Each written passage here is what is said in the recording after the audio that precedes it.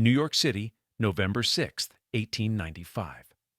Outside St. Thomas Episcopal Church on Fifth Avenue, 300 policemen hold back thousands of spectators, pressing forward for a glimpse. Inside, the cream of American society waits in pews, decorated with thousands of orchids and roses. The organist pauses, the massive doors open. And Consuelo Vanderbilt, just 18 years old, walks down the aisle toward Charles Spencer Churchill, 9th Duke of Marlborough, with tears streaming down her face behind her veil. This is not a fairy tale. This is a transaction. $2,500,000 in railroad stock plus $100,000 annually for life. In exchange, the Vanderbilt family receives a duchess. The Duke receives the cash to save Blenheim Palace from collapse. And Consuelo receives a gilded cage she will spend the next 26 years trying to escape. What the newspapers called the wedding of the century was actually one of the cruelest forced marriages in Gilded Age history. Consuelo had been locked in her room, threatened, manipulated, and broken by her own mother until she surrendered. The man she loved had been cast aside. The life she wanted had been stolen. And on this November morning, standing at the altar of one of New York's grandest churches, she was about to become property exchanged between two families who saw her not as a person, but as capital.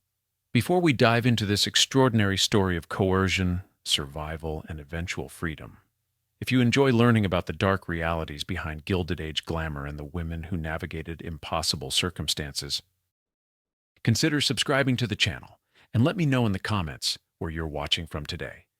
I love seeing how this community stretches across the globe, united by our shared fascination with the untold stories behind the glittering surface of history's most dramatic era.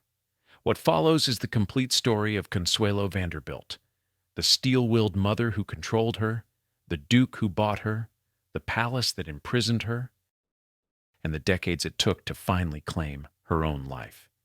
This is not a story about wealth creating happiness. This is a story about what happens when a young woman becomes the pawn in her mother's ruthless social ambition. Chapter 1. The Woman Who Built Marble House. To understand how Consuelo Vanderbilt ended up weeping at an altar, you first have to understand her mother, because Alva Erskine Smith Vanderbilt was not simply ambitious. She was relentless, calculating, and willing to sacrifice anything, including her daughter's happiness, to achieve what she wanted. And what she wanted was to force New York society to acknowledge her as its queen. Alva was born on January 17, 1853, in Mobile, Alabama. Her father, Murray Forbes Smith, was a cotton broker. Her mother, Phoebe Ann Desha, came from a political family in Tennessee. This was the Old South Plantation Society, a world where lineage mattered as much as wealth. Alva absorbed those lessons early. She learned that who you were determined what doors opened. She learned that women, if they were clever enough, could wield enormous power through strategic social maneuvering. The Civil War shattered everything. The Smith family lost their fortune and fled to Europe as refugees. Alva was sent to a private boarding school in Neuilly-sur-Seine, just outside Paris. While other Southern families mourned their lost plantations, Alva immersed herself in French culture. She studied in the shadow of Versailles. She walked through the Louvre. She developed a passion for French architecture, French furniture, French elegance. She became a Francophile, someone who loved all things French with an intensity that would define her entire aesthetic vision. When the Smiths returned to New York in the early 1870s, they had pedigree but no money. Alva's mother, Phoebe, died in 1871. The family faced financial crisis. The four Smith daughters needed to marry well or face genteel poverty. This was the brutal mathematics of Gilded Age life for families on the edge. Your beauty and your name were assets to be deployed. Marriage was not romance, it was survival. Alva met William Kissam Vanderbilt through her best friend Consuelo Iznaga, who had herself married Viscount Mandeville in a scandalous cash-for-title union. William was the grandson of Commodore Cornelius Vanderbilt, the railroad tycoon who had built one of America's greatest fortunes. William was immensely wealthy and, by all accounts, relatively kind and easygoing. For Alva, he was perfect. They married. Alva suddenly commanded resources most people could not imagine, and she deployed them like weapons in a calculated war. The Vanderbilts were nouveau riche, new money in an era when New York society was controlled by families whose fortunes stretched back generations. The undisputed queen of that society was Carolyn Schermerhorn Astor, known simply as, quote, that her ballroom held exactly 400 people. Those 400 became, quote, the only people in New York who truly mattered socially. And Mrs. Astor had made it clear the Vanderbilts, for all their railroads and millions, did not belong. Alva decided to change that. In 1878, she hired architect Richard Morris Hunt to design a residence at 665th Avenue in Manhattan. Hunt created the Petit Chateau, a French Renaissance palace transplanted to New York City. It cost over $3 million and announced that Alva Vanderbilt understood European elegance better than anyone in America. On March 26, 1883, Alva threw a costume ball to inaugurate the house. 1,200 guests, elaborate costumes costing thousands of dollars each, a spectacle New York had never witnessed.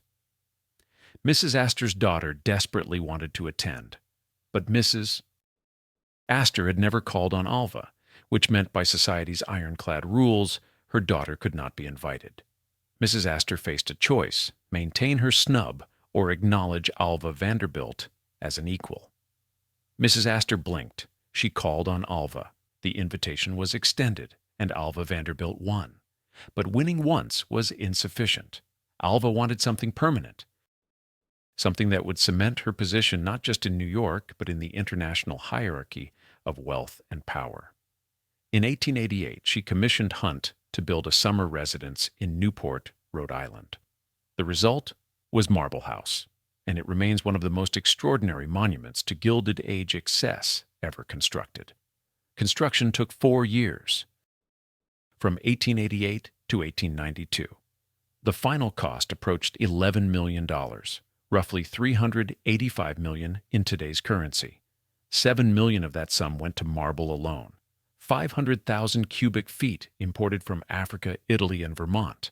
The house contained 50 rooms and required a permanent staff of 36 servants. The dining room walls were carved from single slabs of pink Numidian marble, cut in half and book-matched to create mirror image patterns. The ballroom was covered entirely in 22-karat gold, cornices, pilasters, archways, bas-relief panels, all gilded.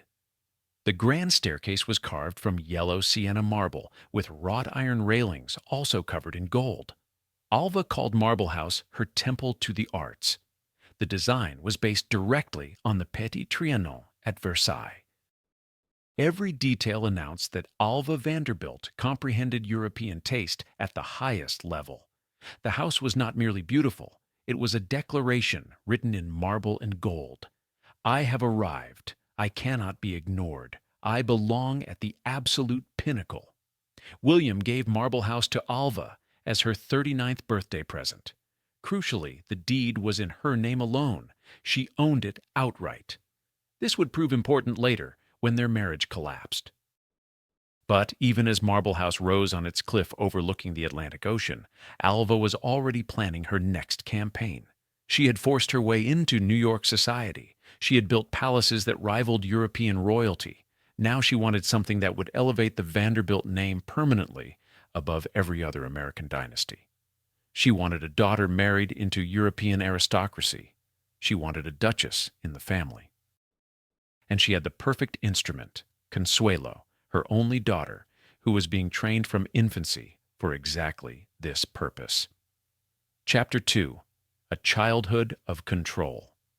Consuelo Vanderbilt was born on March 2, 1877 in New York City.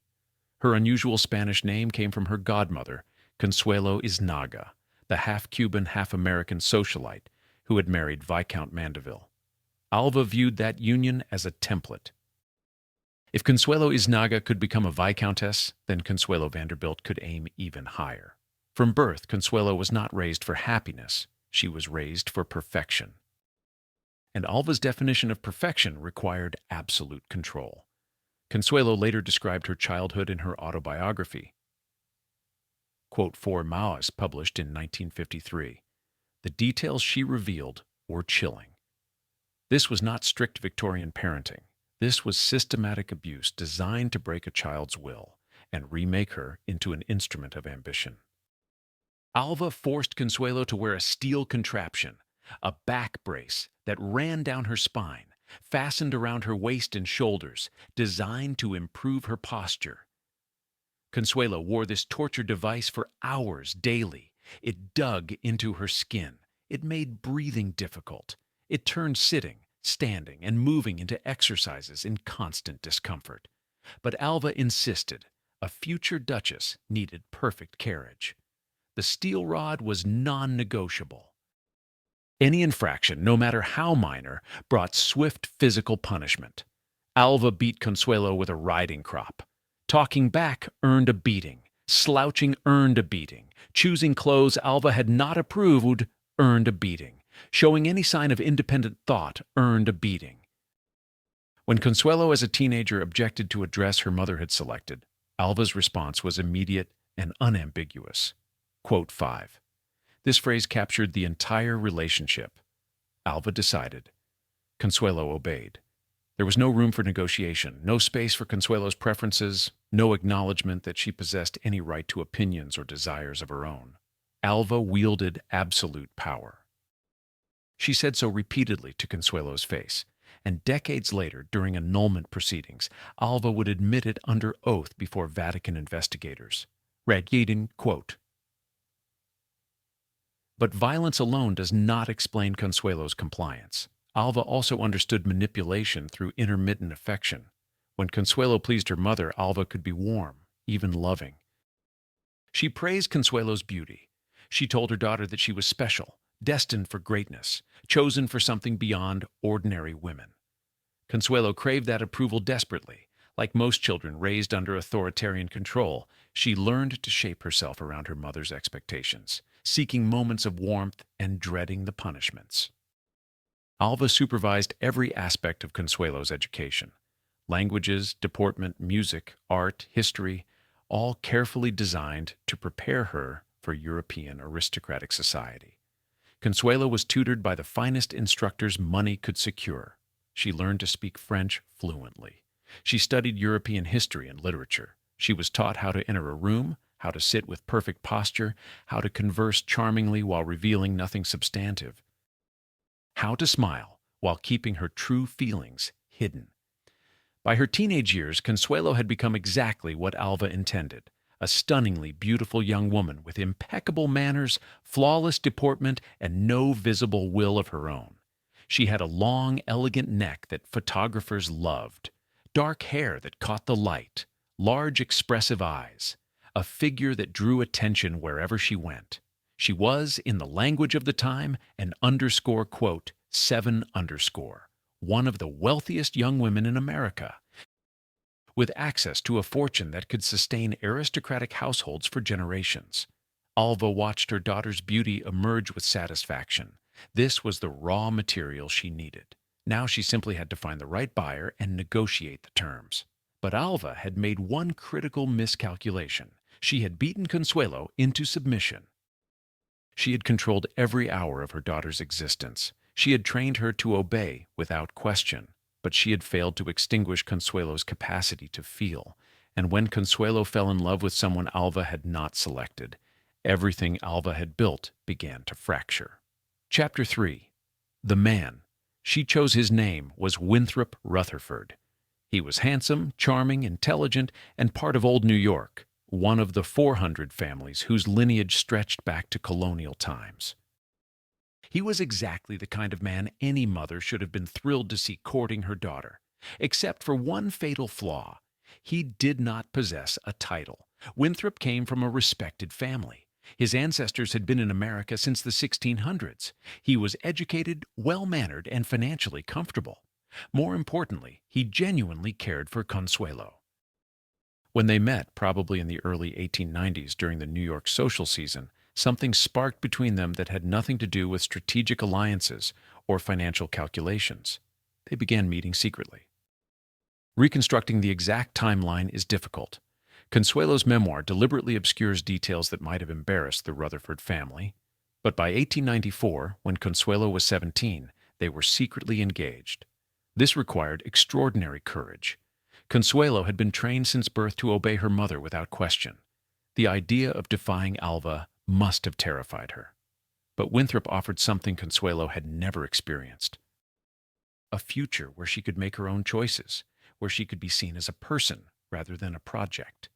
The engagement remained hidden for months. Winthrop understood that asking Alva's permission would bring immediate refusal. Consuelo knew that premature revelation would trigger disaster.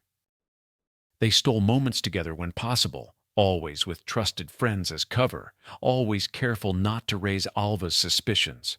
For a brief period, Consuelo allowed herself to hope that she might escape the fate her mother had planned.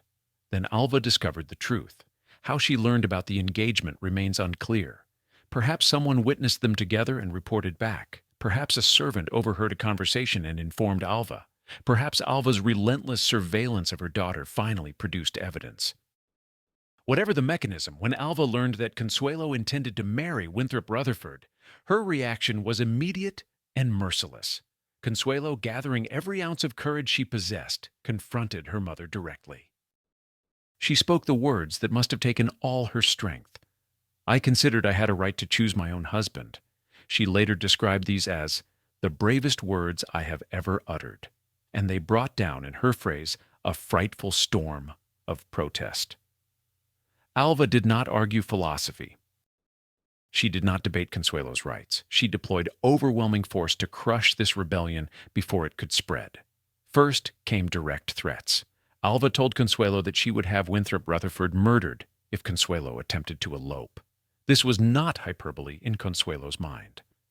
Her mother commanded vast financial resources and connections to powerful men. Consuelo believed her mother was entirely capable of following through. When threats failed to produce immediate capitulation, Alva switched tactics. She told Consuelo that there was madness in the Rutherford family bloodline, that Winthrop was incapable of fathering children, that marriage to him would be a disaster ending in misery and regret. These were fabrications, lies designed to undermine Consuelo's confidence in her choice.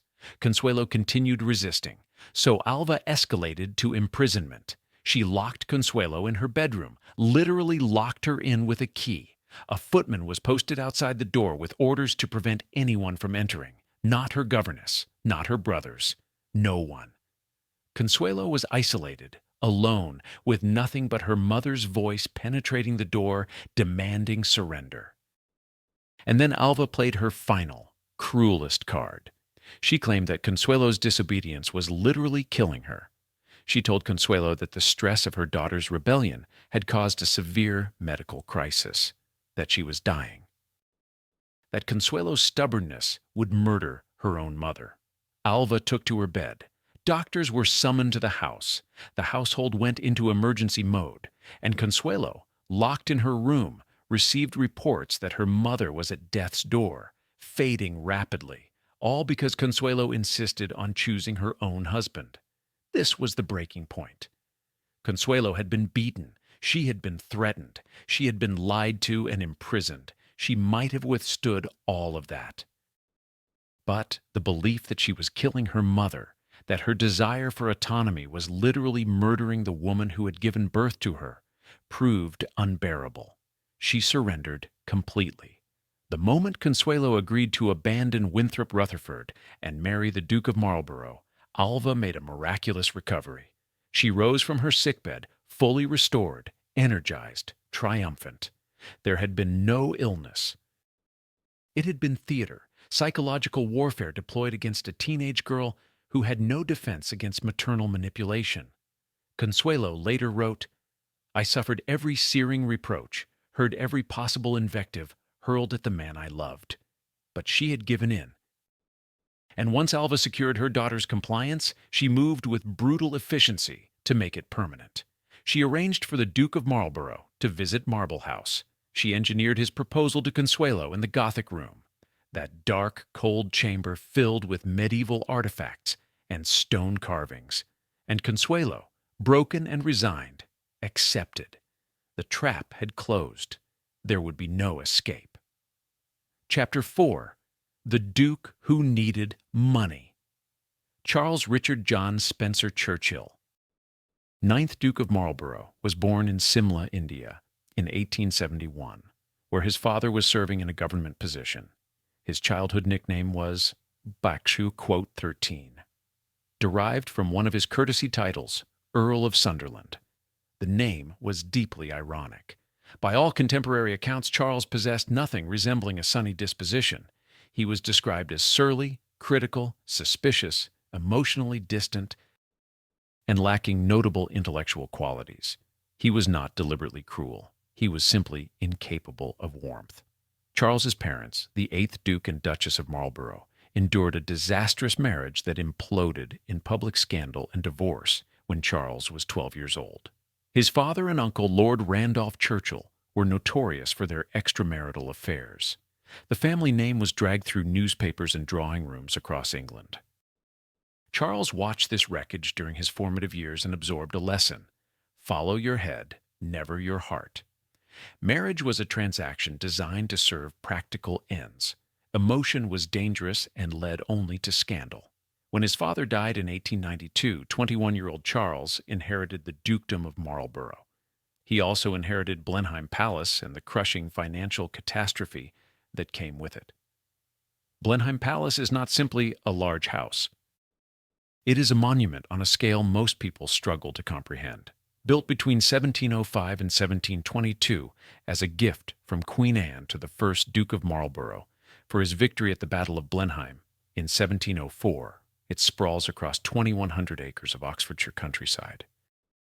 The palace itself contains 187 rooms by conservative count, though some estimates reach 320 when including every servant's chamber and storage space. 7 acres of roof, a great hall with ceilings that soar 40 feet high, a long library stretching 180 feet, a scale so massive that King George III, upon visiting in 1786, reportedly gasped and said, quote 14, then immediately began transforming Buckingham House into something more impressive. Blenheim was designed by Sir John Vanbrugh in the English Baroque style. It is a UNESCO World Heritage Site. It is the only non-royal, non-ecclesiastical building in England permitted to use the designation, quote, 15, quote. It represents one of Britain's greatest architectural treasures. It is also a financial catastrophe that devours money. The first Duke of Marlborough had been a brilliant military commander but not a wealthy man. When Parliament stopped funding construction in 1712 during political infighting, he poured £60,000 of his own fortune into finishing the palace. Subsequent dukes lived comfortably for several generations, but by the mid-19th century, serious problems emerged. The 5th Duke, who held the title from 1817 to 1840, was a catastrophic spendthrift who burned through what remained of the family fortune. He sold off other estates to fund his lifestyle, though Blenheim itself was protected by entail, a legal mechanism preventing him from selling the core property. This did not prevent him from auctioning the family's priceless Boccaccio manuscript for a mere £875 and selling his personal library in over 4,000 separate lots. When he died in 1840, the estate faced severe financial trouble. By the 1870s, the situation had become desperate. The 7th Duke sold the famous Marlborough gems, a legendary collection of carved gemstones, and Raphael's masterpiece, The Marriage of Cupid and Psyche, for £10,000 total. This barely made a dent in the accumulating debts. The 8th Duke, Charles's father, attempted a different solution. He married Lillian Hammersley, a wealthy American widow, in 1888. Part of her estimated $5 million fortune was directed toward repairing Blenheim's crumbling roof and settling some debts. It helped temporarily, but it was insufficient to solve the underlying crisis. When Charles inherited in 1892, he conducted a brutal assessment. Blenheim required constant, expensive maintenance. The roof still leaked despite repairs. The heating system was primitive and barely functional. The grounds demanded armies of gardeners. The household staff numbered 90 inside the palace alone, plus 50 more maintaining the estate, lodges, and farms. The costs were staggering and relentless. Meanwhile, income from tenant farms, the traditional foundation of aristocratic wealth, had collapsed during the agricultural depression, devastating rural England. Charles needed money. Not a comfortable sum. He required a fortune large enough to stabilize Blenheim for generations. He looked across the Atlantic to America. By the 1890s, a well-established pattern had emerged. Impoverished British aristocrats sailed to New York, courted wealthy American heiresses, proposed marriage, and returned to England with sufficient capital to rescue their estates. The American families gained titles and entry into European high society. The British gained desperately needed cash. Everyone understood the transactional nature. These marriages earned a nickname, dollar princesses. The term captured the reality. Women were trading dollars for aristocratic titles, American industrial wealth for European pedigree and social position. Between 1870 and 1914, more than 220 American women married into European aristocracy, transporting an estimated $220 million, over $6 billion in today's currency, across the Atlantic. Consuelo Vanderbilt represented one of the most valuable potential matches available. Her father, William Kissam Vanderbilt, controlled a vast portion of the Vanderbilt Railroad and shipping empire. Consuelo's dowry could not only save Blenheim, but fund its operations indefinitely. Charles met Alva through carefully orchestrated social connections during the Vanderbilt's world tour in 1893. The family visited Lord and Lady Lansdowne in Calcutta. Lady Lansdowne was Charles's aunt. The networking was deliberate. Alva wanted a duke for her daughter. Charles required millions.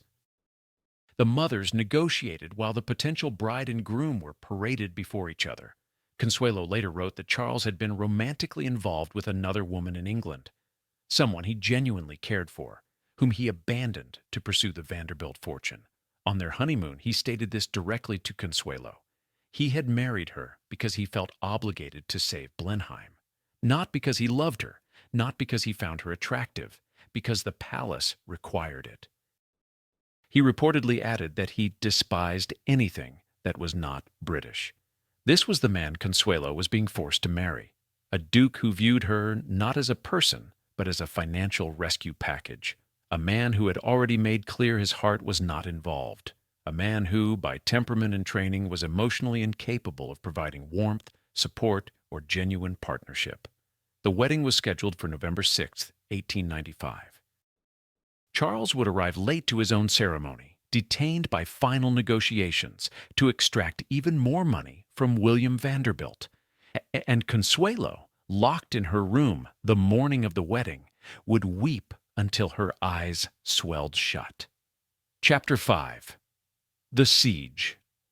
The months between Consuelo's surrender in summer 1895 and the wedding in November were not an engagement period. They were a siege. Alva was taking no chances. She had broken Consuelo's resistance once. Now she had to ensure that compliance held until the transaction became legally binding at the altar. Consuelo was prohibited from any contact with Winthrop Rutherford. Letters were intercepted by servants under Alva's orders. Any attempt to communicate was blocked. Consuelo's movements were monitored constantly. She was never permitted to be alone. Even her longtime governesses and ladies' maids received explicit instructions to maintain surveillance and report anything suspicious directly to Alva. The engagement announcement appeared in newspapers across America and Europe. Alva controlled the information flow with precision, releasing carefully crafted details to build public excitement and public pressure. Every major newspaper ran stories about the impending union. The Duke of Marlborough, one of Britain's most prestigious aristocrats, marrying one of America's wealthiest heiresses. Society writers called it the wedding of the decade. Perhaps the century. This publicity served multiple purposes. Every article made backing out more difficult. Every headline increased the scandal that would erupt if Consuelo changed her mind. Every published detail wove a web of social obligation so dense that escape became unthinkable. Alva was building a prison from newsprint and public expectation. Preparations for the ceremony were extravagant. Alva commissioned Consuelo's wedding gown from the finest New York dressmakers. Cream satin with a 5-foot train trimmed in imported Brussels lace. The veil was delicate tulle that would cascade past her shoulders. The wreath was fresh orange blossoms, following the fashion Queen Victoria had established at her own wedding to Prince Albert. The bouquet would consist of enormous white orchids specially shipped from Blenheim Palace in England. Alva controlled every single detail. She selected the venue, St. Thomas Episcopal Church on 5th Avenue and 53rd Street, one of New York's most prestigious religious buildings. She crafted the guest list, over 2,000 invitations issued to the absolute pinnacle of American society, plus European aristocrats who happened to be traveling in the United States. She arranged for floral displays that would transform the church interior into what newspapers would later describe as, quote, 19, thousands upon thousands of roses, lilies, orchids, and palms turning every surface into gardens. Meanwhile, William Kissam Vanderbilt negotiated the financial settlement with Duke Charles and his representatives. The terms were staggering and spelled out in legally binding contracts.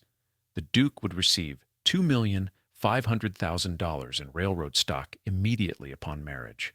In modern currency, that represents approximately $91,600,000. Additionally, William would pay Consuelo $100,000 annually for the duration of his lifetime. Upon William's death, $2.5 million would transfer into a trust for Consuelo, with income paid to her for life. If Consuelo predeceased the Duke, the income would redirect to him. After both deaths, the principal would pass to their children. These were not symbolic gestures. These sums represented a transfer of wealth sufficient to completely restore Blenheim Palace, fund all operations, staff salaries, and maintenance for decades, and support the Marlborough family in aristocratic style indefinitely. The Duke was not marrying a woman. He was acquiring an endowment that would rescue his family from financial collapse. Lawyers drew up contracts. Both families signed.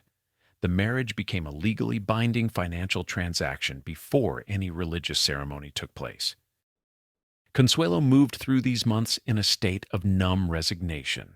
She had declared her right to choose. She had loved Winthrop Rutherford with genuine feeling, but her mother had deployed weapons Consuelo could not counter: direct threats of violence, imprisonment, emotional manipulation, and exploitation of Consuelo's own love and guilt. Alva had weaponized their mother-daughter relationship, turning Consuelo's natural affection into chains. Consuelo later described herself during this period as docile, obedient, and emotionally broken. She had learned through brutal experience that resistance brought only escalating pain. She had learned that her mother would sacrifice anything, including her daughter's happiness, to achieve social triumph. She had learned that her own desires, her own voice, her own life did not matter when weighed against Alva's ambition. So she cooperated mechanically. She stood for dress fittings while seamstresses pinned fabric. She smiled for photographers capturing images for newspapers. She accepted congratulations from people who thought she was the luckiest girl in America. She permitted journalists to describe her as thrilled, excited, honored to become a duchess. Inside, something vital was dying. Winthrop Rutherford made attempts to reach her. Fragmentary evidence in letters and diaries suggests he sent messages, tried to intervene, refused to give up easily. But Alva had shut down every channel of communication. Whatever messages he sent were intercepted by loyal servants. Whatever plans he devised were blocked by Alva's surveillance network. He was powerless against the combined force of Vanderbilt millions, Alva's iron will, and the social machinery that had already locked Consuelo onto the path toward marriage.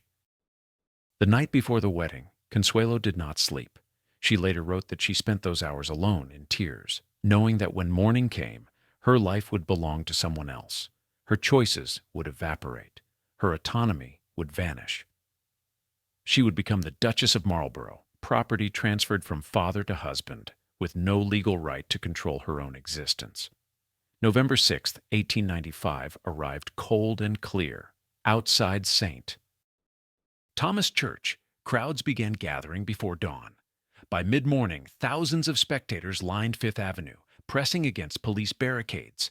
300 New York City policemen were deployed to maintain order and control the massive throng, hoping for a glimpse of the bride.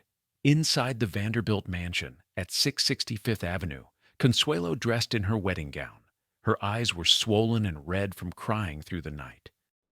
Servants tried to help with cold compresses, but nothing could disguise what had happened. The face looking back from the mirror was not that of a joyful bride, but of someone preparing for sacrifice. A footman was stationed outside her bedroom door. Alva's final precaution.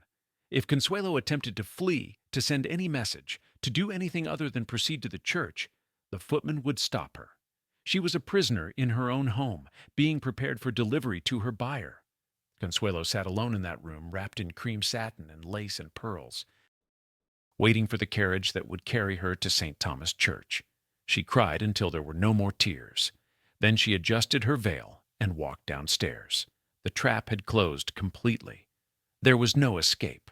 Chapter 6. A Wedding Day in Tears. The ceremony was scheduled to begin at noon precisely.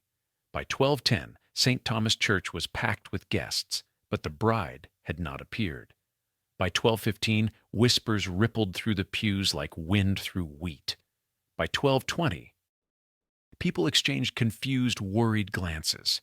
Something was wrong. Consuelo was late. She had cried so violently that morning that her eyes had swollen nearly shut. Servants had applied cold compresses desperately, trying to reduce the swelling enough that she could see. When Consuelo finally left the Vanderbilt mansion, 20 minutes behind schedule, her face behind the veil revealed what carefully worded newspaper accounts would politely omit. This was not a willing bride. The carriage ride from 660 Fifth Avenue to the church took only minutes. For Consuelo, it must have felt endless. Every turn of the wheels brought her closer to a future she had not chosen, could not escape, and knew would be miserable. Every block passed was another moment of freedom lost forever. The crowd outside St. Thomas erupted when the carriage arrived.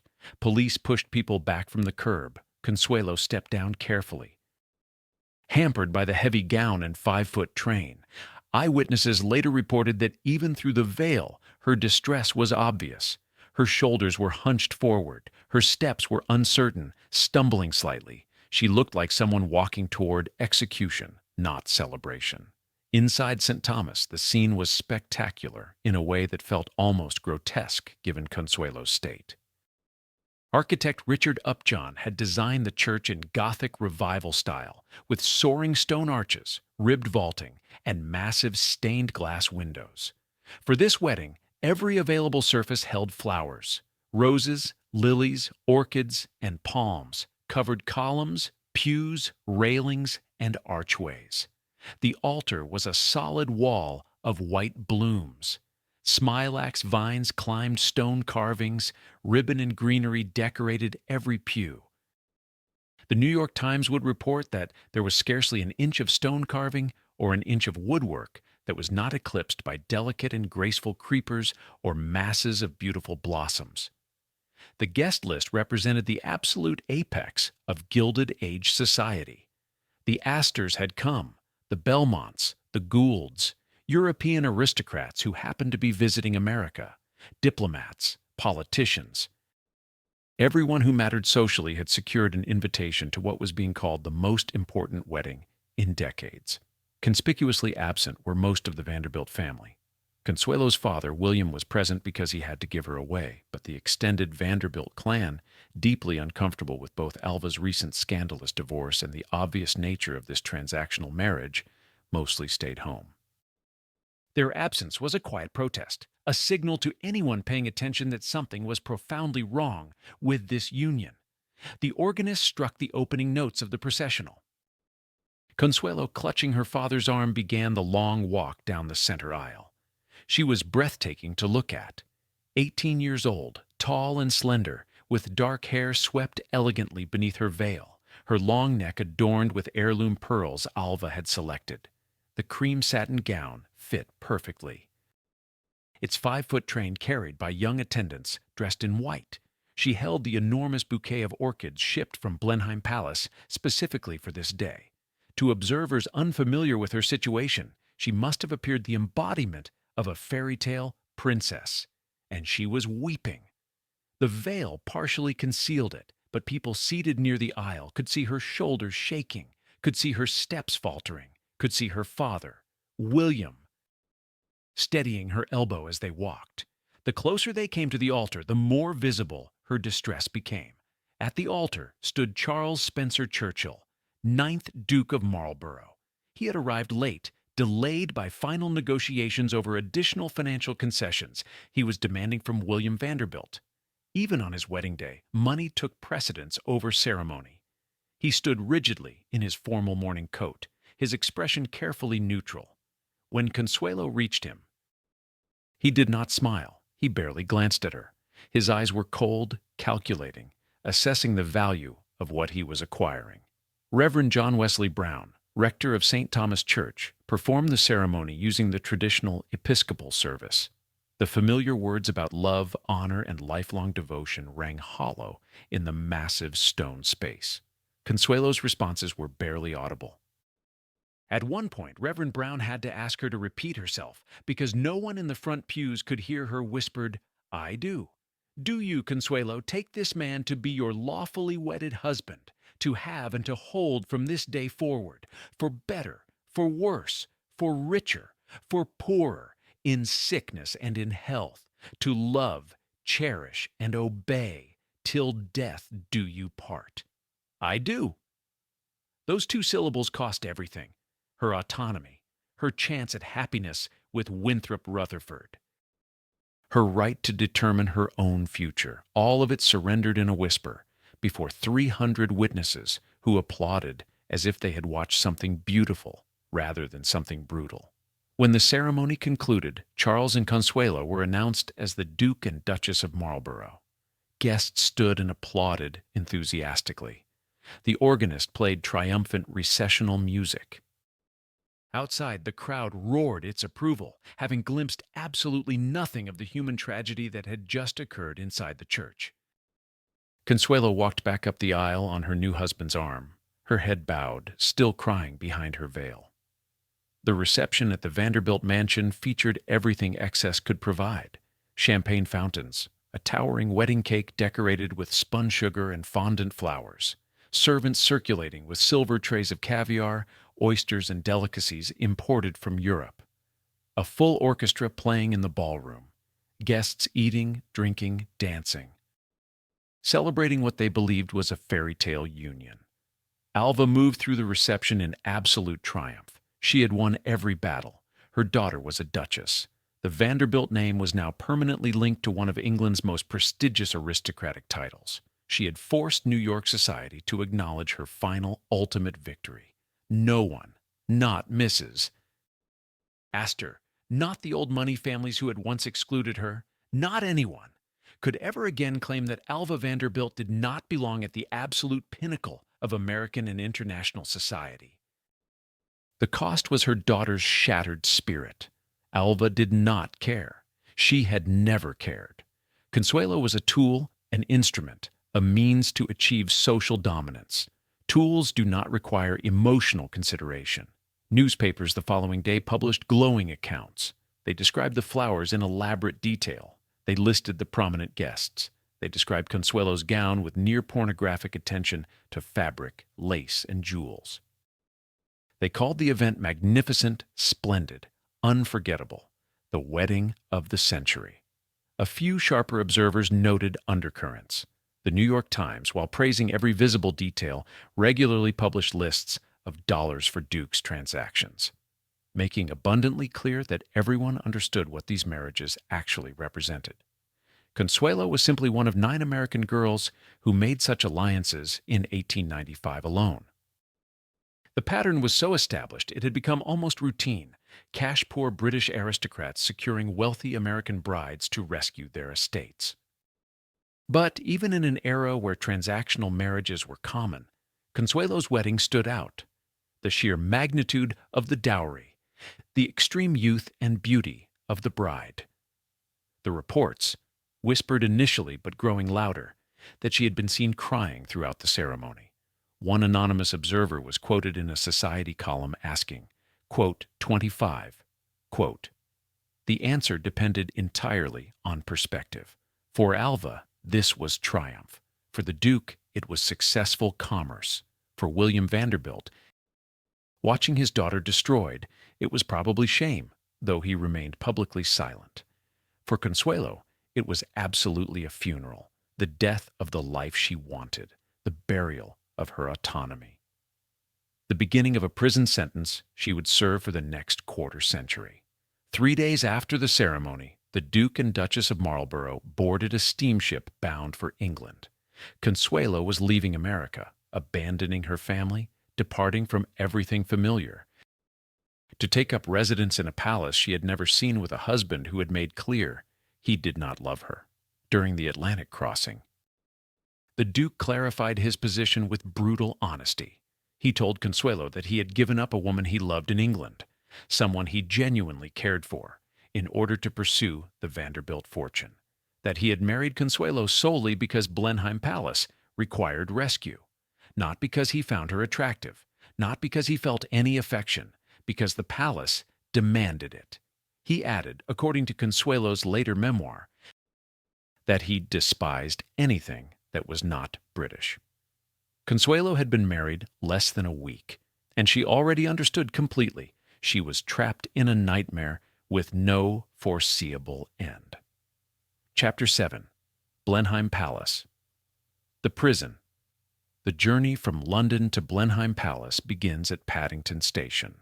As the train carried Consuelo and the Duke northwest through the English countryside in late November 1895, the landscape grew increasingly rural.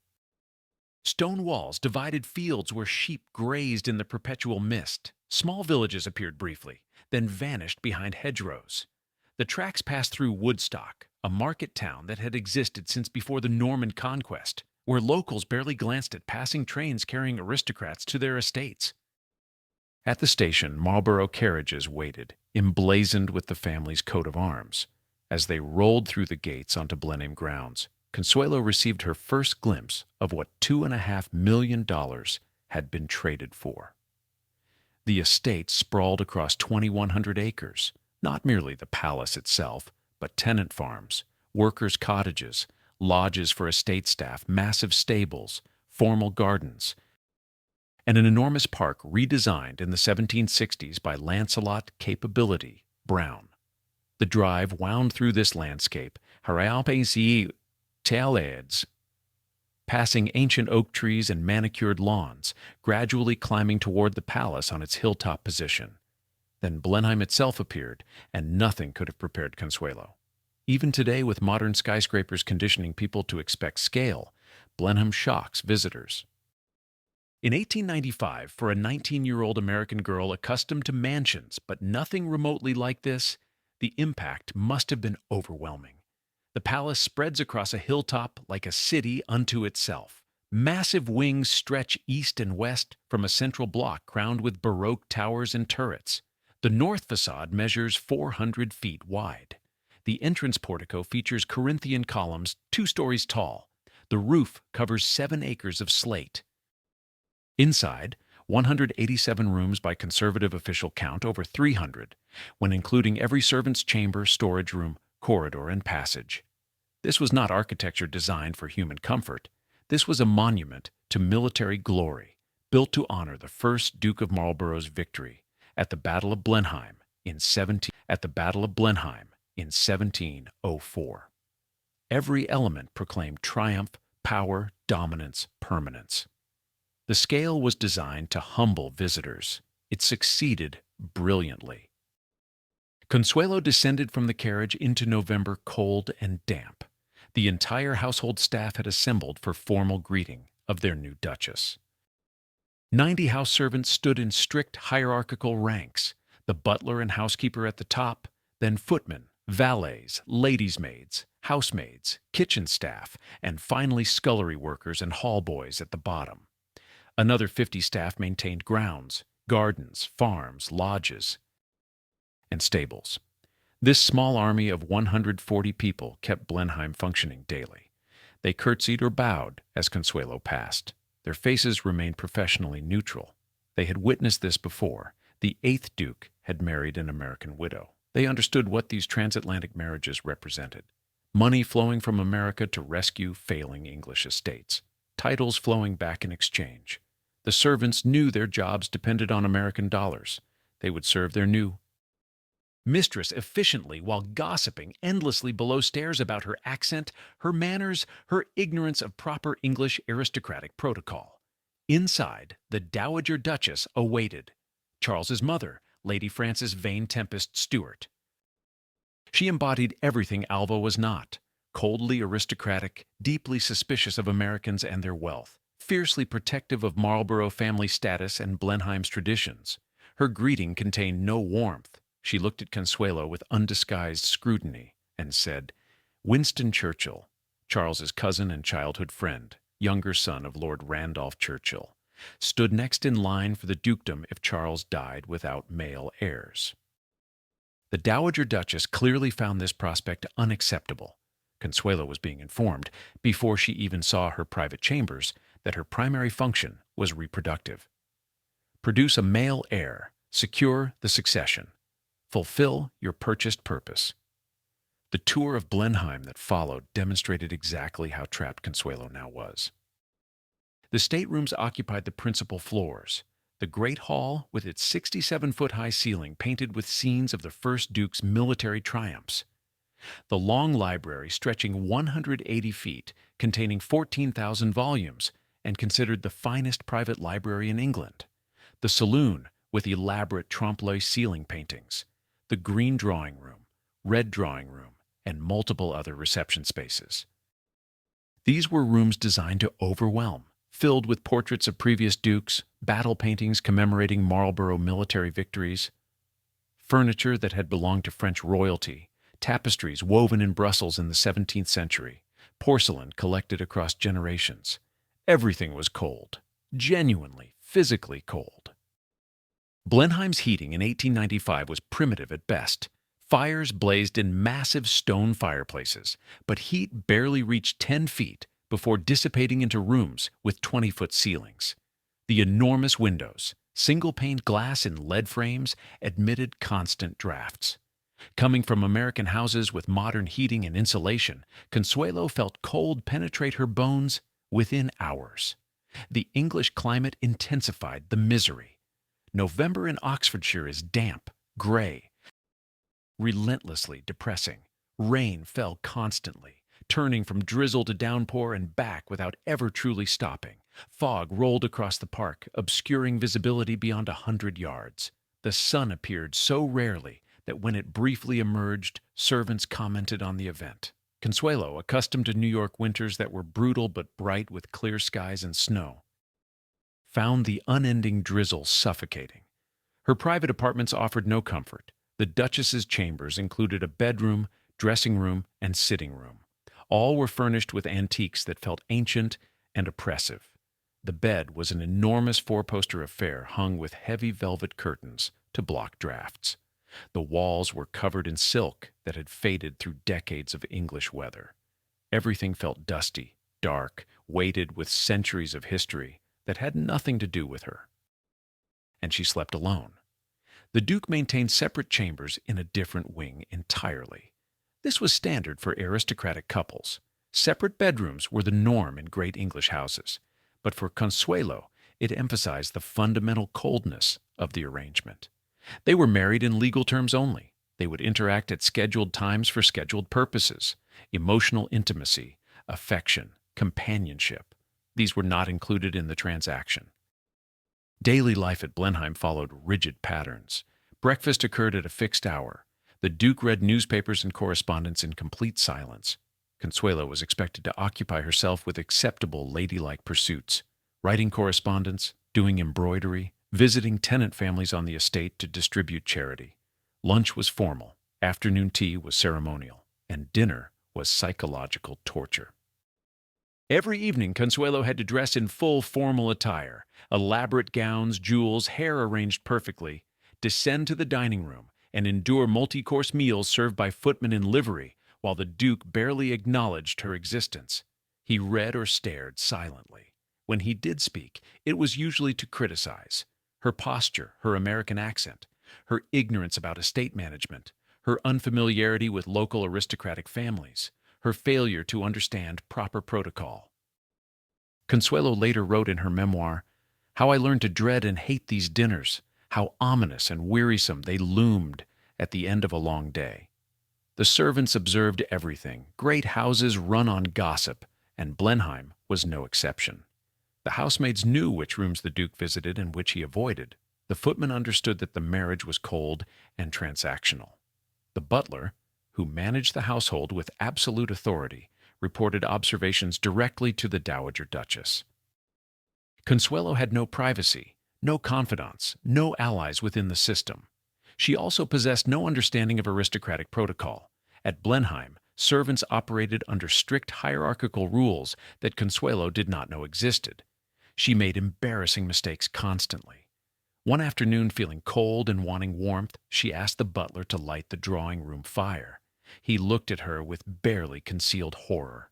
Lighting fires was beneath a butler's dignity. That was a footman's task. The butler sent for the appropriate footman, but damage was done. Consuelo had exposed her ignorance of the invisible rules governing great English houses. The Dowager Duchess interrogated Consuelo regularly about her health, specifically whether she showed any signs of pregnancy. These examinations were humiliating and invasive. Consuelo was 19 years old, trapped in a foreign country, residing in a cold palace with a husband who avoided her and a mother-in-law obsessed with her reproductive capacity. Meanwhile, English society watched her with critical eyes. Other aristocratic wives, suspicious of American interlopers buying their way into the peerage, scrutinized her every move for evidence she did not belong. Newspapers ran articles about the young American Duchess, sometimes admiring her beauty, sometimes mocking her accent or unfamiliarity with British customs. Consuelo wrote letters home to her family. Alva responded with instructions. Perform your duties, maintain appearances, remember your purpose. There was no sympathy, no acknowledgement that Consuelo might be suffering. Alva had achieved her ultimate goal. Consuelo's emotional state was irrelevant to that success. Within months of arriving at Blenheim, Consuelo developed brutal clarity about her situation. The palace was not her home, it was her prison. The title forced upon her was not an honor, but a sentence. The man who had purchased her was not a husband, but a jailer who had paid $2.5 million for the privilege of confinement. Blenheim Palace stands today as one of Britain's greatest treasures, a UNESCO World Heritage Site visited by hundreds of thousands annually. Tourists walk through those same staterooms, admiring paintings and furniture and architectural scale.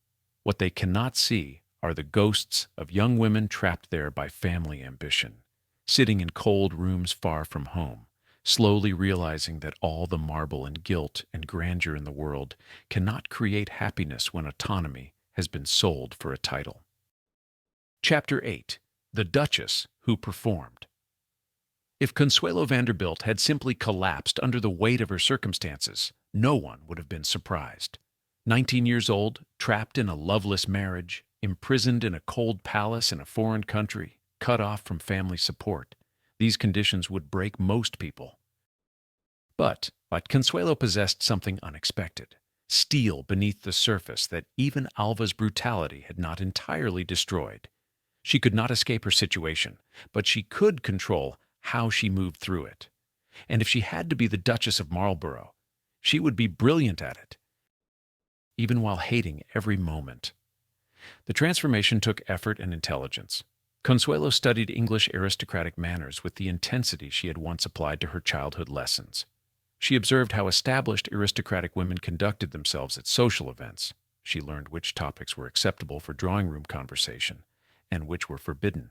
She memorized the complex web of aristocratic families, their relationships, their estates, their histories. She taught herself to navigate protocol that had never been explained to her. Within a year of arriving at Blenheim, Consuelo began attending major social events in London. The Marlborough family maintained Sunderland House on Curzon Street in Mayfair, a massive townhouse William Vanderbilt had purchased and furnished for the couple at enormous expense specifically so they could entertain during the London social season. Consuelo used this space to establish herself. She hosted dinners that aristocratic society found surprisingly sophisticated. She invited the right people. She served French cuisine prepared by chefs imported from Paris. She decorated with impeccable taste. She conversed intelligently on acceptable topics, and she deployed her extraordinary beauty strategically. Photographs from this period show Consuelo in her prime: elegant posture, long neck, dark expressive eyes, dressed in gowns by Worth of Paris that cost thousands of pounds each. The Prince of Wales, the future King Edward VII, noticed her. Albert Edward, who led the fashionable social set known as the Marlborough house set, appreciated beautiful, intelligent women who understood how to entertain. He began attending events where Consuelo would be present. His approval opened every door in British society. When the prince smiled at you across a ballroom, society hostesses competed for your presence at their events. January 22, 1901. Queen Victoria died after a reign of 63 years. Consuelo attended the funeral at Windsor Castle as Duchess of Marlborough. She stood among the most powerful aristocratic families in Britain, representing the Spencer-Churchill line, wearing full mourning dress and a veil, participating in ceremonies that marked the end of an era. August 9, 1902, Edward VII's coronation took place at Westminster Abbey. Consuelo attended in full ducal regalia and was selected as one of 4 canopy bearers for Queen Alexandra during the ceremony. This was an immense honor, demonstrating that she had been accepted into the innermost circle of British aristocracy. She walked in the coronation procession alongside women whose families had been in the peerage for centuries, and she belonged there through earned respect, not merely purchased title. She attended royal Ascot races. She was invited to Sandringham, the royal family's private estate. She went to balls at Devonshire House and Lansdowne House, the grandest aristocratic mansions in London. She became part of the social machinery at the highest level, but all of this performance came at tremendous cost. Behind the elegant facade, Consuelo was desperately unhappy. September 24, 1897, Consuelo gave birth to her first son, John Albert Edward William Spencer Churchill, Marquis of Blandford, future 10th Duke of Marlborough. The baby was named John after his paternal great-great-grandfather, and Edward after the Prince of Wales, who agreed to be a godfather. The Dowager Duchess expressed satisfaction. An heir had been produced. The succession was more secure. February 4, 1898, Consuelo gave birth to a second son, Lord Ivor Charles Spencer Churchill, 2 sons in 13 months. The Dowager Duchess was pleased. Consuelo had fulfilled her primary duty. She had produced, in her own later phrase, Reunited, quote 30. This phrase, which Consuelo is credited with coining, captures the brutal reality of aristocratic reproduction. Sons were not children to be loved. They were insurance policies against extinction of the title. The first secured the dukedom. The second provided backup in case the first died young. Women existed to produce them, then step back. With 2 sons born, the Duke largely stopped visiting Consuelo's chambers. Their marriage had served its purpose. The financial rescue of Blenheim was complete. Vanderbilt money was flowing steadily. Heirs had been produced. There was no further need for intimacy, false or otherwise. During these years, Consuelo sat for portraits by the most celebrated artists of the era. John Singer Sargent painted the Marlborough family in 1905. The Duke and Duchess, with their 2 young sons, all arranged formally at Blenheim. Sargent captured Consuelo's beauty, but also something haunted in her expression. Look closely at that painting, and you can see the sadness. Giovanni Boldini painted Consuelo multiple times. His most famous portrait shows her holding her younger son Ivor in 1906. Boldini's fluid, almost impressionistic style emphasized Consuelo's elegance and beauty. This painting now hangs in the Metropolitan Museum of Art in New York. Millions see it annually. Few know the story of the woman in the portrait. Paul César Helot, a French artist, also painted Consuelo repeatedly. Rumors circulated, never confirmed but never entirely dismissed, that Helot and Consuelo became romantically involved. The intimacy visible in some of his portraits suggests deep familiarity. Whether the relationship crossed into physical affair remains unknown, but Consuelo clearly found emotional connection with someone who saw her as more than a title and a womb. Throughout all of this, Consuelo maintained perfect public appearance. She smiled at social events. She fulfilled ceremonial duties. She presented herself as the successful American duchess who had adapted beautifully to English aristocratic life. Society columnists praised her. Fashion magazines featured her gowns. She became a model for other dollar princesses attempting similar transitions. But privately, she was drowning. The Duke was cold, critical, and increasingly absent. The Dowager Duchess monitored her constantly, offering criticism disguised as advice. The daily routine at Blenheim felt like slow death, and Consuelo, trapped by law and social convention, had no legal right to leave. Married women in Britain had essentially no rights. Divorce was nearly impossible and socially catastrophic. She was legally the Duke's property. She later wrote about this period with remarkable honesty. Life together had not brought us closer. Time had but accentuated our differences. The nervous tension that tends to grow between people of different temperament, condemned to live together, had reached its highest peak. But in 1903, 1904, 1905, Consuelo continued performing. She attended every expected event. She hosted every required dinner. She maintained Blenheim and Sunderland House as showcases of aristocratic elegance. She ensured her sons received proper education and preparation for their futures. To the outside world, the Duchess of Marlborough appeared to be living a fairy tale life. Inside, she was planning her escape. Chapter 9. The Affair of the Heart. Winthrop Rutherford had not married. For years after Consuelo's forced wedding to the Duke,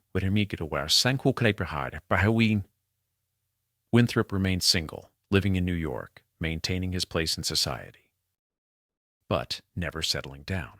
Whether this was loyalty to Consuelo or simply circumstance remains unclear. But in 1902 or 1903, the exact dates are deliberately vague in all surviving accounts. Winthrop traveled to Paris, and Consuelo was in Paris at the same time. They met, away from Blenheim, away from the Duke, away from English society's constant observation. For 2 weeks, they were together again, recapturing what had been stolen from them 8 years earlier. What exactly happened during those 2 weeks is something Consuelo never fully disclosed, even in her supposedly candid memoir published in 1953. She hints at it obliquely, describes feeling genuinely happy for the first time in years, suggests emotional connection that went beyond mere friendship. Whether the relationship was physically intimate, she does not say explicitly, but the implication is unmistakable. Years later, persistent rumors circulated that Lord Ivor Spencer Churchill, Consuelo's second son, born in February 1898, might actually have been Winthrop Rutherford's biological child. The timing makes this mathematically possible. If Consuelo and Winthrop had reconnected briefly in 1897, Ivor's conception could align with that meeting. The evidence is circumstantial. Ivor did not resemble the Duke as strongly as John did.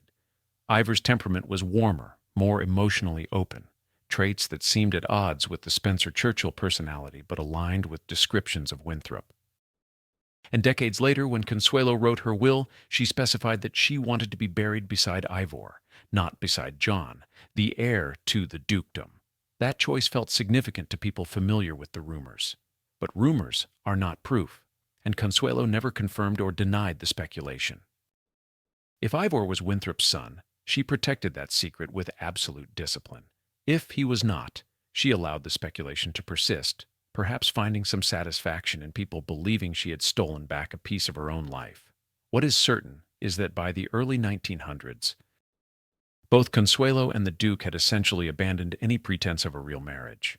They maintained separate lives under the same legal umbrella. The Duke pursued his own romantic interests openly. He had become involved with Gladys Deacon, an American woman of extraordinary beauty and intelligence. Gladys had been a fixture of European high society since her teenage years. Marcel Proust had written about her beauty in rapturous terms. Quote 32. The Duke fell obsessively in love with Gladys. He made no secret of it. English society, which tolerated aristocratic extramarital affairs within certain boundaries, watched this relationship develop with interest and some disapproval, not because of the infidelity itself, but because the Duke was so indiscreet about it. Consuelo, bizarrely, became friends with Gladys. This seems counterintuitive until you understand the emotional dynamics. Consuelo did not love the Duke. She had never loved him.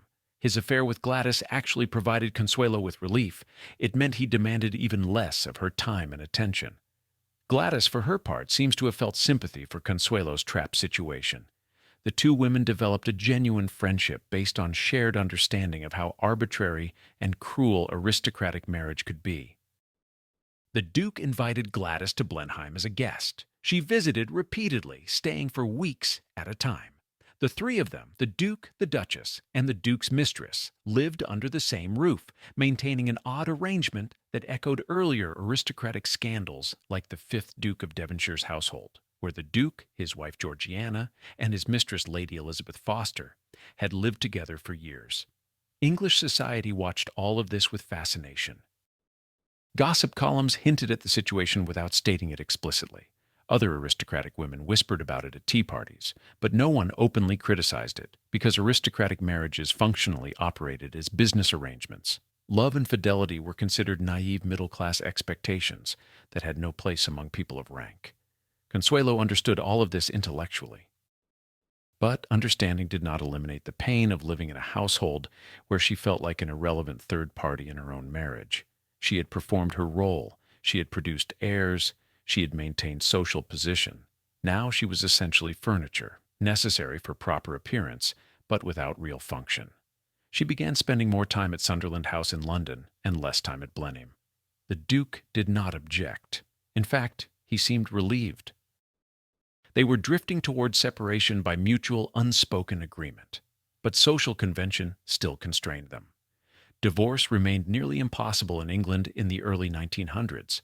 The law required proof of adultery, and even with proof, the social stigma destroyed reputations. Aristocratic couples unhappy in their marriages simply lived apart while maintaining legal ties. They attended public events together to preserve appearances, but otherwise conducted separate lives. By 1905, Consuelo and the Duke had essentially achieved this arrangement. They saw each other rarely. When they did interact, it was cold and formal. He pursued Gladys. Consuelo pursued her own interests, charitable work, friendships, time with her sons, and presumably her own romantic connections, though she was far more discreet than the Duke. They were married in law. They were strangers in reality. And both were trapped by a system that made ending the marriage extraordinarily difficult. But in 1906, after 11 years of this cold coexistence, something shifted. The pretense could not be maintained any longer. Chapter 10. The Separation. The exact trigger for the final break between Consuelo and the Duke remains unclear in the historical record. No dramatic confrontation is documented. No specific scandal forced the issue. What happened is simpler and sadder. After 11 years of cold coexistence, they both acknowledged that continuing to live together, even in the minimal way they had been, was unbearable. The Duke wanted to be with Gladys Deacon without the complication of a wife residing in the same house. Consuelo wanted freedom from the daily humiliation of watching her husband openly pursue another woman while treating her with contempt. The financial purpose of the marriage, rescuing Blenheim, had been accomplished. The reproductive purpose, producing heirs, had been fulfilled. There was no reason to continue the charade. In 1906, they agreed to separate officially. The announcement was handled quietly, through lawyers and carefully worded statements to the press. The Duke and Duchess of Marlborough, by mutual agreement and in recognition of differences of temperament, would live separately henceforth. Consuelo would reside primarily at Sunderland House in London. The Duke would remain at Blenheim. They would continue to cooperate on matters concerning their sons, but otherwise conduct independent lives. This was not divorce. Divorce required an act of Parliament or ecclesiastical annulment. Both were extraordinarily difficult and socially devastating. Separation was different. It was legal acknowledgement that the marriage had failed, but the legal ties remained. They were still technically married. Neither could remarry, but they were free to live apart. English society reacted with minimal scandal. Aristocratic separations were common enough that this barely registered as shocking. Some society columnists expressed sympathy for Consuelo, acknowledging that the dollar princess marriages often ended badly. Others blamed her, suggesting that American women lacked the discipline to succeed in British aristocratic life. Most simply moved on to the next gossip. The practical arrangements were complex. Custody of the sons required negotiation. John, as heir to the dukedom, needed to remain closely connected to Blenheim and the Duke. Ivor, as the younger son, had more flexibility. Both boys spent time with both parents, but primarily resided with their father and were educated to prepare for aristocratic roles. Consuelo left Blenheim and moved into Sunderland House permanently. This massive townhouse at 198 Curzon Street in Mayfair had been purchased and furnished by her father specifically for the Marlboroughs. It featured a ballroom modeled on the Hall of Mirrors at Versailles, so long that two orchestras had to play at opposite ends to fill the space with music during parties. The house represented one of the grandest private residences in London. Here, Consuelo finally had space that felt like her own. She redecorated in her preferred style. She hosted gatherings of people she actually liked. She pursued charitable work that interested her, particularly causes related to children and education. She began building a life that, while still constrained by her title and social position, offered some degree of autonomy. The Duke, meanwhile, continued his relationship with Gladys Deacon. He wanted to marry her, but could not while legally married to Consuelo. Divorce in England required one party to prove adultery by the other, which meant deliberately engineering a scandal. Neither Consuelo nor the Duke wanted that public spectacle. So they waited. Years passed. John and Ivor grew into young men. Consuelo maintained her social position as duchess. She still had the title and all associated privileges. She attended royal events when required. She fulfilled ceremonial duties. But she was no longer performing for the Duke's benefit. She was simply living her life as well as circumstances permitted. The separation lasted 15 years. From 1906 to 1921, Consuelo and the Duke lived apart while remaining legally married. This arrangement was stable but frustrating. Neither could move forward completely. Both were suspended in legal limbo. In 1918, Britain requisitioned Sunderland House for government use during World War I. Consuelo moved to a smaller townhouse on Portland Place with her younger son Ivor. She never returned to Sunderland House. After the war, the property was eventually sold. That chapter closed permanently. During these years of separation, Consuelo maintained connections with her family in America. Her father, William Vanderbilt, visited occasionally. Her mother, Alva, had remarried after divorcing William. She became Alva Belmont when she married Oliver Hazard Perry Belmont in 1896. Oliver died in 1908, leaving Alva widowed and wealthy. Alva transformed into a suffragist, dedicating her fortune and energy to women's right to vote. The irony was profound. Alva, who had denied her own daughter the right to choose her husband, became a fierce advocate for women's autonomy. Consuelo and Alva's relationship improved during these years. With ocean between them and Consuelo's marriage effectively over, some of the worst tension dissipated. They would never be close in a warm, nurturing way, but they achieved a kind of truce based on mutual respect and shared understanding of how brutal society could be to women. In August 1920, William Vanderbilt died.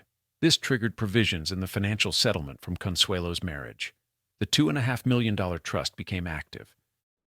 Income from that trust, approximately $125,000 annually, flowed to Consuelo for life. She was independently wealthy now, not dependent on the Duke for financial support. With her father dead and her financial independence secured, Consuelo began considering whether the separation could evolve into something more permanent. Meanwhile, British divorce law was changing. In 1920, the Matrimonial Causes Act passed Parliament, making divorce somewhat easier to obtain. Couples could now divorce if one party could prove adultery, desertion, or cruelty. The social stigma was diminishing slightly as more people divorced and society reluctantly adjusted. And somewhere in New York, Winthrop Rutherford was still unmarried, still waiting. Consuelo decided it was time to end the marriage permanently. Chapter 11. Freedom at last. The divorce proceedings began in 1921. Under British law at the time, obtaining a divorce required one party to prove the other had committed adultery. This meant deliberately engineering evidence in a way that felt theatrical and humiliating, but was legally necessary. The Duke, who desperately wanted to marry Gladys Deacon, cooperated fully. His attorneys arranged for staged evidence of infidelity, a common practice where one party would spend a night at a hotel with a hired correspondent, specifically to create grounds for divorce. The details were sordid but routine. A private investigator documented the adultery. Witnesses testified. The legal machinery ground forward. On April 22, 1921, the divorce was finalized. After 26 years of legal marriage, 11 years living together miserably at Blenheim, 15 years living apart but still legally bound, Consuelo was finally free. She was 44 years old. She had spent more than half her life trapped in a marriage she never wanted. Now, for the first time since she was 18, she had legal autonomy to make her own choices, and she knew exactly what choice she wanted to make. Lieutenant Colonel Jacques Balsain was a French aviator, war hero, and textile manufacturing heir. He was elegant, charming, intelligent, and most importantly, he had been in love with Consuelo since 1896, when he had first seen her in Paris shortly after her forced marriage to the Duke. Jacques had waited 25 years. During that time, he had pursued a distinguished military career, served France with bravery during World War I, and become a celebrated figure in French aviation circles. He had also remained unmarried, maintaining connections with Consuelo whenever possible, making clear that if she ever became free, he would be waiting. On July 4, 1921, less than 3 months after the divorce, Consuelo married Jacques Balsain in a quiet ceremony. The date was symbolic. American Independence Day. Consuelo was declaring her own independence with this choice. The contrast between her two weddings could not have been more stark. Her first wedding, St. Thomas Church, thousands of spectators, 300 police, massive publicity, and Consuelo crying behind her veil. Her second wedding, small, private, with only close friends attending, and Consuelo genuinely happy. The marriage to Jacques was everything the marriage to the Duke had not been. Jacques treated Consuelo with respect, affection, and genuine love. They shared interests in art, literature, and travel. They enjoyed each other's company. They built a life together based on partnership rather than transaction. Jacques owned a beautiful chateau in France, Saint-Georges Motel, near Fontainebleau. Consuelo fell in love with it immediately. After years in cold, formal Blenheim, this felt like a real home. They divided their time between the chateau, a villa on the French Riviera, and eventually properties in America. But one complication remained: the Catholic Church. Jacques was Catholic and wanted his marriage to Consuelo recognized by the Church. However, the Church did not recognize divorce. For the Catholic ceremony to occur, Consuelo's first marriage needed to be annulled, declared invalid from the beginning, as if it had never truly existed in religious terms.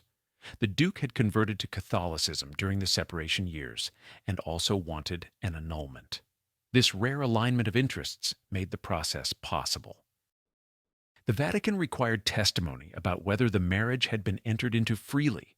Alva Vanderbilt Belmont was called to testify before Vatican investigators in 1926. Now 73 years old, Alva was asked directly whether she had forced her daughter into marriage. Her answer was unequivocal. "I forced my daughter to marry the Duke. I have always had absolute power over my daughter." This admission, given under oath before religious authorities, confirmed what everyone who knew the story had understood all along. Consuelo had been coerced. The marriage had been involuntary. In Catholic terms, this meant the marriage had never been valid. On August 19, 1926, the Vatican granted the annulment. In the eyes of the Catholic Church, Consuelo's marriage to the Duke had never existed. This allowed Jacques and Consuelo to have a Catholic ceremony, and more importantly, it provided Consuelo with religious validation that what had been done to her was, in fact, unjust. The annulment created an odd situation. Legally, Consuelo had been married and divorced. Religiously, she had never been married at all. Her sons were legitimate under civil law, but technically illegitimate under church law, though this had no practical effect since John inherited the dukedom without challenge. Alva's testimony also completed a strange arc in their relationship.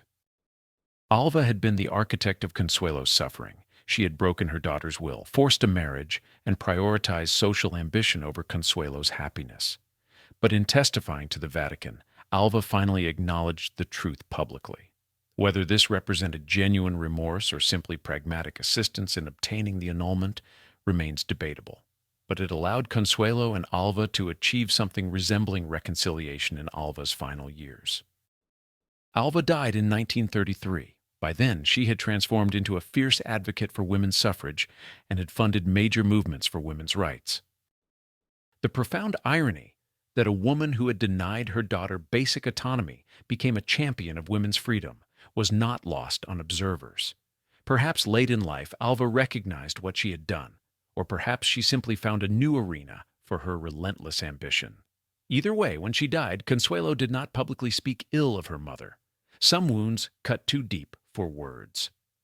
The Duke married Gladys Deacon in June 1921, shortly after the divorce. That marriage proved even more disastrous than his marriage to Consuelo. Gladys was beautiful but psychologically unstable. She became increasingly paranoid and erratic. The marriage deteriorated rapidly. By the late 1920s, they were living separately in different parts of Blenheim Palace and refusing to speak to each other. Gladys allegedly slept with a revolver under her pillow to ward off the Duke's attempts at reconciliation. The Duke eventually cut off electricity to her wing of the palace to force her out. They never divorced. The Duke had used up his tolerance for public scandal, but they lived as hostile strangers until his death in 1934. Meanwhile, Consuelo and Jacques built a genuinely happy life together. They entertained at their chateau in France. Winston Churchill, who was Jacques' friend and Consuelo's former cousin by marriage, visited frequently with his wife Clementine. Other aristocratic and artistic figures gathered there. The atmosphere was warm, intellectual, creative, everything Blenheim had never been. When World War II began in 1939, Consuelo and Jacques evacuated France ahead of the German invasion. They relocated to the United States, eventually settling in Florida. Consuelo's mother had bought property on Hippoluxo Island near Palm Beach. Consuelo purchased neighboring land and hired architect Maurice Fatillo to design a house. The result was Casa Alva, named perhaps with complicated feelings, after her mother. Casa Alva became Consuelo's primary residence for the rest of her life. It was a sprawling mansion filled with French furniture and artwork, combining Mediterranean architecture with Consuelo's refined European taste. Here, finally, in her 60s and 70s, Consuelo lived exactly as she wished. She wrote her memoir, quote, 37, published in 1953. The book was candid about her forced marriage, though she deliberately obscured some details to protect the Rutherford family and her own sons. Critics suspected it was ghostwritten by Stuart Preston, an art critic, though Preston consistently denied this, while admitting unspecified involvement. Regardless of authorship mechanics, the memoir gave Consuelo's perspective on events that had been gossiped about for decades. Jacques Balsan died in 1956 at age 88. They had been together 35 years, longer than Consuelo's entire first marriage and separation combined. His death left Consuelo a widow, but not alone. She had friends, financial security, and decades of genuine happiness to reflect upon. After the Duke died in 1934, Consuelo began visiting Blenheim occasionally as a guest of her son John, who had inherited the dukedom. Walking those halls again must have stirred complex feelings. This was the palace her money had saved, but it was also the prison where she had spent the most miserable years of her life. Consuelo lived her final years peacefully in Florida and New York. She died on December 6, 1964, in Southampton, Long Island. She was 87 years old.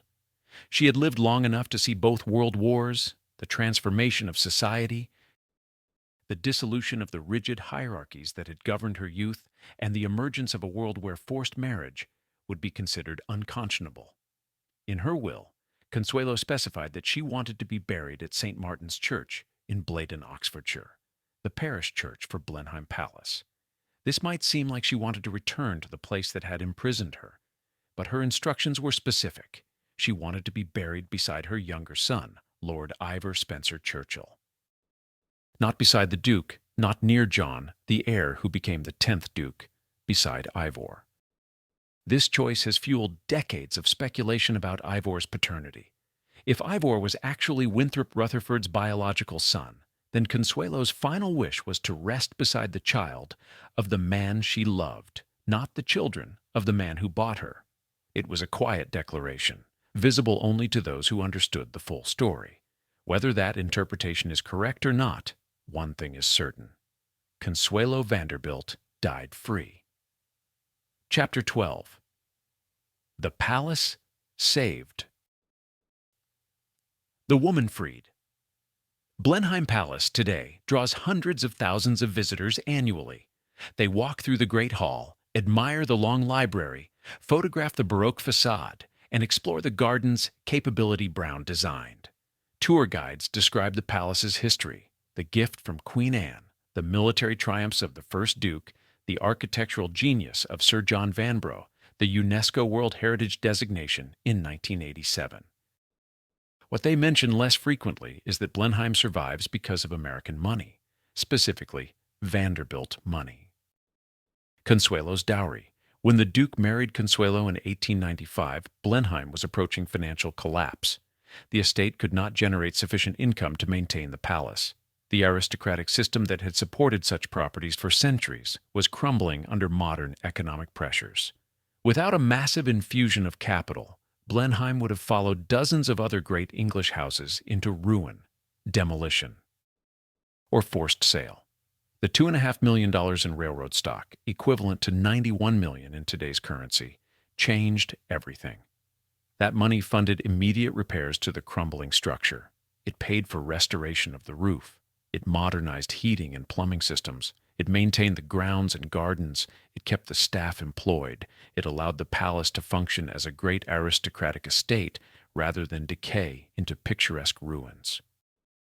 Between 1895 and 1920, additional millions flowed from William Vanderbilt to support Consuelo, and by extension, Blenheim. The purchase of Sunderland House in London, the annual allowances, the trusts established for the sons. All of this Vanderbilt wealth maintained the Marlborough family's position and Blenheim's operations. The irony is profound and bitter.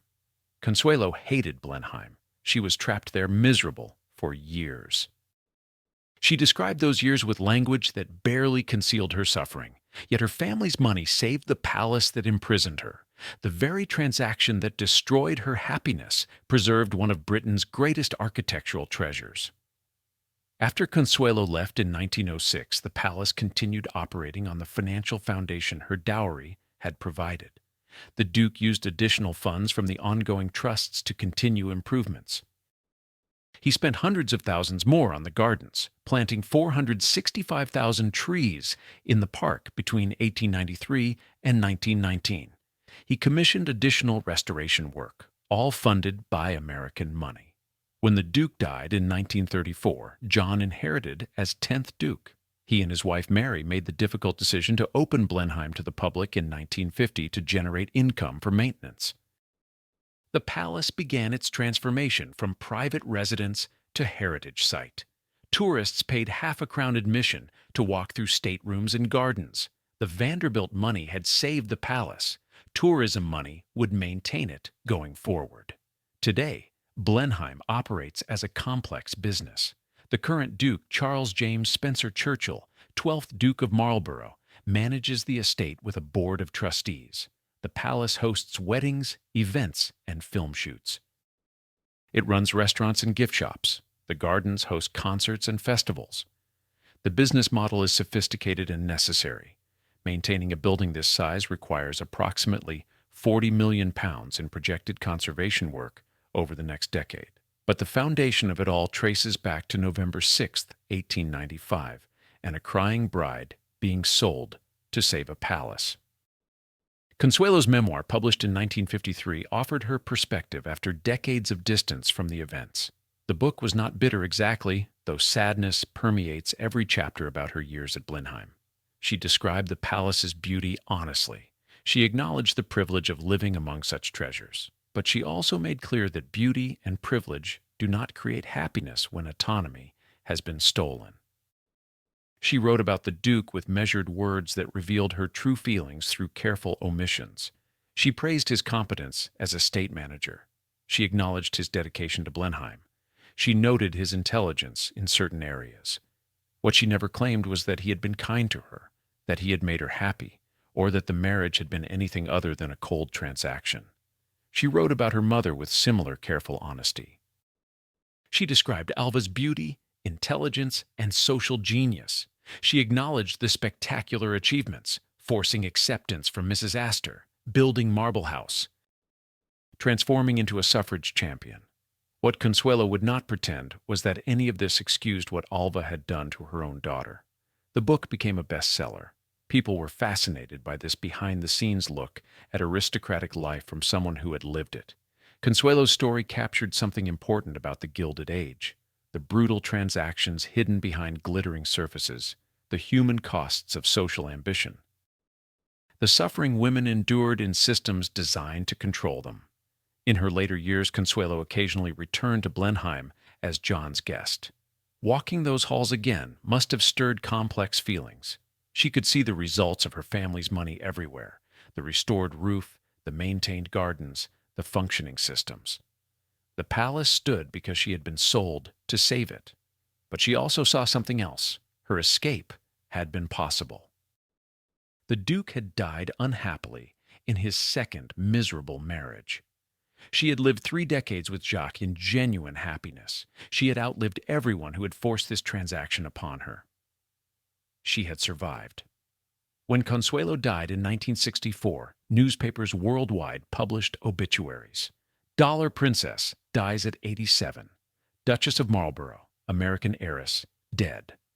The headlines emphasized her title and her wealth, as they had throughout her life. Few captured the full story: that she had been a victim of family ambition, that she had endured 26 years trapped in a marriage she never wanted, that she had finally claimed freedom and lived well. Her burial at St. Martin's Church in Blenheim placed her near Blenheim, but not trapped inside it. She rests in the churchyard beside Ivor, her younger son, the one whose paternity remains mysterious, the one she chose to be buried beside rather than the heir or the Duke. That choice speaks volumes about where her heart truly lay. Blenheim Palace still stands. Visitors admire it daily. The Spencer Churchill family still resides there. The palace has survived wars, economic depressions, and social transformations that destroyed dozens of similar estates. And every stone of it stands on a foundation built from a young woman's tears on November 6, 1895. The wedding photograph hangs in Blenheim Palace's collection. Consuelo in her cream satin gown, the Duke stiff in his morning coat, frozen in a moment that should represent joy, but instead captures something darker. If you study that photograph closely, you can almost see, through the posed formality, to the human tragedy beneath. Consuelo Vanderbilt's story is about many things. It is about the dollar princess phenomenon. More than 220 American women sold into European aristocracy between 1870 and 1914, carrying billions of dollars across the Atlantic in exchange for titles.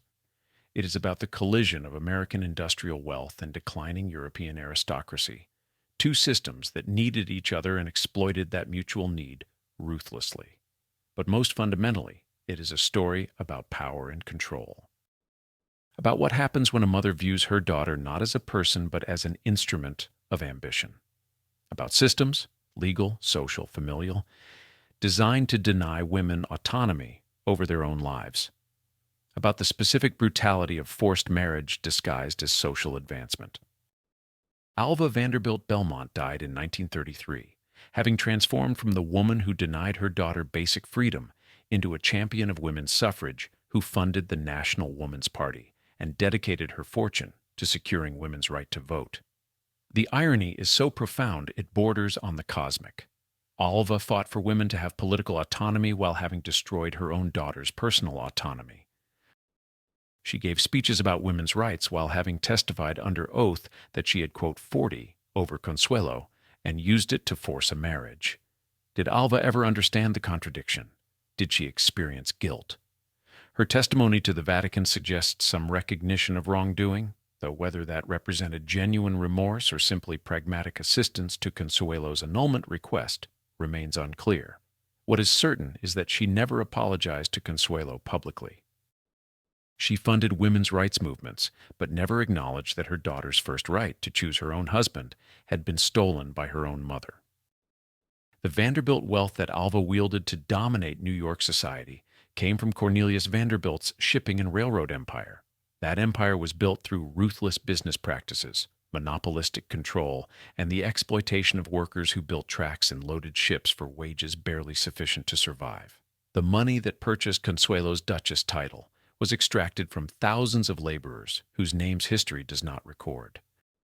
This is what old money actually is. Not refined taste or elegant manners, but accumulated wealth whose origins trace back through generations to someone who extracted value from others' labor. The gilded surface, the marble palaces, the art collections, the aristocratic titles exists because many people worked, suffered, and died to create the fortunes that purchased these symbols. Consuelo's tragedy was that she understood this. She was intelligent enough to see the machinery that surrounded her, sensitive enough to feel its weight crushing her autonomy, and honest enough in her later memoir to describe it without excessive romanticism. She did not pretend that being a duchess made her happy. She did not claim that wealth compensated for lost freedom. She simply told the truth. She had been sold, and it had been terrible, and she had survived. What does her story teach us today? That forced marriage is evil, certainly, though that should be obvious. That parental authority has limits, and when it crosses into abuse and coercion, it destroys rather than guides. That systems designed to treat women as property inevitably produce suffering. That wealth and titles cannot create happiness when autonomy has been stolen. But perhaps the most important lesson is about survival and reclamation. Consuelo spent 26 years legally bound to a man who had purchased her. Then she took back her life. At age 44, after half a lifetime lost to someone else's ambition, she started over. She married for love. She built a genuine partnership. She lived another 43 years on her own terms. That choice, to begin again, to refuse to let trauma define the rest of her story, represents a kind of courage that is easy to overlook. Consuelo could have remained bitter, broken, defined entirely by what had been done to her. Instead, she built happiness from the ruins. She wrote her story honestly. She maintained relationships with her sons despite the complicated history. She visited Blenheim without being destroyed by the memories. She chose to be buried beside Ivor, making a final statement about where her loyalty lay. Blenheim Palace still stands, maintained by Vanderbilt money and tourist revenue, one of Britain's greatest architectural treasures. Millions visit annually to admire its Baroque grandeur. Few think about the young woman crying behind her wedding veil whose family's money saved it. If you visit Blenheim today, walk through those magnificent staterooms and imagine what it would feel like to live there not as a tourist on a pleasant afternoon, but as a prisoner. To wake each morning knowing that your husband did not love you, that your mother-in-law viewed you as breeding stock, that your only function was producing heirs, to dress in beautiful gowns and jewels while feeling nothing but cold stone and colder shoulders. Then walk down to St. Martin's Church in Bladon, find Consuelo's grave beside Ivor's, and remember that she escaped, that she reclaimed her life, that she lived 3.5 decades in genuine happiness with Jacques Balsan, that she wrote her truth and published it for the world to read. The palace stands as a monument to architectural genius and military triumph. Consuelo's grave stands as a monument to survival, resilience, and the stubborn human capacity to build happiness, even after the worst has been stolen from us. The glitter was never gold. It was always just glitter, beautiful and cold. But underneath, Consuelo Vanderbilt was steel, and steel does not break. It bends, endures, and ultimately survives.